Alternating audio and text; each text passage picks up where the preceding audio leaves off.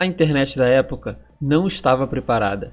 Milhares de sistemas foram afetados. O que começou com uma simples curiosidade acabou resultando em sérios problemas. Universidades como Harvard e Stanford, centros de pesquisas, órgãos militares e até mesmo o Laboratório Nacional de Lawrence Livermore foi afetado. O laboratório é responsável pela contenção de ameaças químicas e biológicas, além de ser um dos dois únicos lugares onde são projetadas as ogivas nucleares dos Estados Unidos. Seja bem-vindo à Kraken Academy, meu nome é Aquiles e no vídeo de hoje eu vou te contar um pouco mais sobre o Morris Worm. Este que foi um dos primeiros worms distribuídos pela internet e há quem acredite que ele pode ter sido até o primeiro vírus. Então, se você gosta de conteúdos como esse, já se inscreva aqui no nosso canal, deixe seu like e o mais importante, para ajudar nosso canal a crescer e gerar engajamento, deixe seu comentário aqui, ele ajuda bastante a gente, permitindo dessa forma que a gente sempre continue postando aqui o nosso conteúdo de forma gratuita. Então se prepara aí e vamos conhecer um pouco mais sobre o Morris Worm. Bem-vindos ao mundo de curiosidades cibernéticas,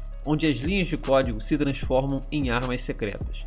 Hoje vamos explorar um dos eventos que lançaram as bases para a era dos hackers, o Morris Worm. Estamos na década de 1980, uma era em que a internet ainda engatinhava. Computadores eram grandes, lentos, mas uma mente brilhante estava prestes a mudar tudo. Conheçam Robert Tappan Morris, um jovem estudante de ciência da computação que inadvertidamente se tornou uma figura central na história da cibersegurança. Morris estava curioso, talvez até demais. Ele queria medir o tamanho da internet. E o que ele criou, no entanto, tornou-se uma arma cibernética, o Morris Worm. Então, pessoal, para quem não sabe o que é um worm, ele é um tipo de malware que ele se propaga ativamente pela rede de forma autônoma, ou seja, ele vai passando de computador por computador sem precisar, basicamente, da interação de outras pessoas. Ele sozinho, ele consegue ir se multiplicando pela rede. Obviamente que tem alguns worms que dependem da interação de terceiros, mas na sua base, o Morris Worm, ele se multiplicava sozinho. E um pouco diferente de um vírus comum, o worm ele não precisa de um hospedeiro para poder se propagar. Eles têm a capacidade de se reproduzir e se espalhar pela rede de forma independente. E dessa forma ele acaba conseguindo explorar a vulnerabilidade dos sistemas onde ele está se conectando ali. No dia 2 de novembro de 1988, o Morris Worm foi lançado. Espalhando-se como um vírus, infectou sistemas Unix, multiplicando-se e deixando um rastro de destruição virtual. A internet da época não estava preparada. Milhares de sistemas foram afetados, causando a lentidão e em alguns casos tornando os computadores inutilizáveis. O que começou como uma curiosidade acabou resultando em problemas sérios para Morris. Ele foi a primeira pessoa a ser processado pela lei de abuso e fraude de computadores, marcando uma virada na história da cibersegurança. Então, pessoal, o Morris Worm ele explorou diversas vulnerabilidades à época, principalmente nos serviços Unix. Ele encontrava alguns erros ali no send-mail, o que permitia que esse vírus basicamente conseguisse a execução remota de códigos. E como mecanismo de propagação, o que ele fazia? Bom, ele basicamente ia se locomovendo dentro dos sistemas e quando ele encontrava uma pasta onde ele tinha acesso, ele se replicava dentro daquela pasta e copiava as informações que estavam ali. Basicamente pegava o que tinha para depois tentar fazer algum tipo de brute force naqueles sistemas com as senhas que ele estava capturando naquele momento. A principal característica desse vírus que o Morris criou era a capacidade dele de se replicar. Então, além dele se replicar dentro de uma pasta, ele fazia isso de forma ininterrupta. Ele não dava aquele sistema ali com várias cópias daquele worm. Então a gente tinha aquele worm se replicando diversas vezes dentro da rede, fazendo com que aqueles sistemas ali se sobrecarregassem. Tendo em vista que ele tinha que ficar trabalhando para poder se replicar, isso aí sobrecarregava os sistemas da época. E pesquisando um pouco mais sobre esse worm para poder trazer aqui para vocês, alguns computadores da época não conseguiram sustentar, ou seja, aguentar a replicação automática daqueles arquivos ali,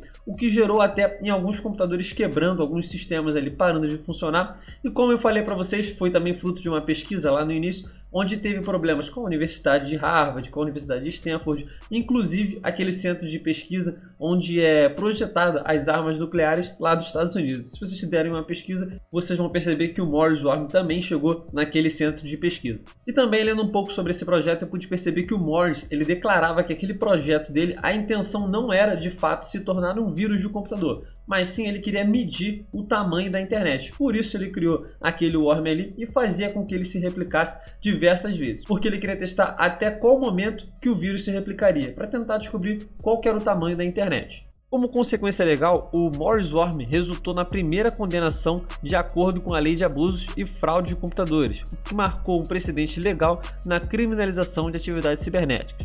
E ele não só abalou a confiança na incipiente internet, mas ele também catalisou o desenvolvimento de medidas e seguranças mais robustas. Isso acabou despertando a consciência sobre os perigos, do ciberespaço. E esse episódio continua a ser um marco importante na história da cibernética. Então, pessoal, só para concluir, a importância desse vídeo aqui foi simplesmente trazer para vocês um caso histórico que aconteceu com esse Morris Worm e também quais seriam as características principais de um worm, que no caso ele é um malware, e a principal característica dele, ou as principais características, seriam a replicação de forma automática, a autonomia que esses worms têm para poder se interagir entre a rede de computadores com computadores e descobrirem as vulnerabilidades, para conseguir que dessa forma eles consigam se replicar abruptamente, inundando a rede com as cópias daqueles arquivos, com as cópias daqueles malwares ali. Cabe mencionar também que os worms eles conseguem se propagar através de redes locais. Dessa forma eles conseguem aproveitar o compartilhamento de arquivos, pastas ou recursos compartilhados entre os computadores que estiverem ali na mesma rede. Eles também conseguem utilizar o sistema de e-mails.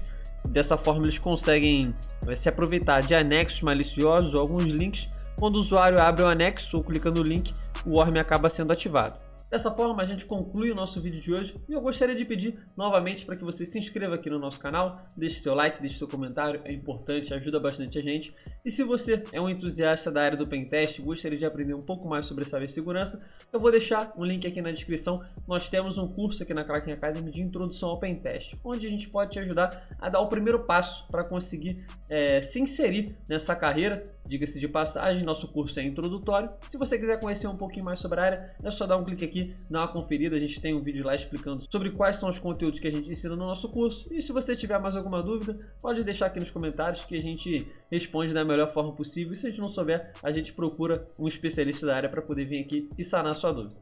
Um abraço e até o próximo vídeo.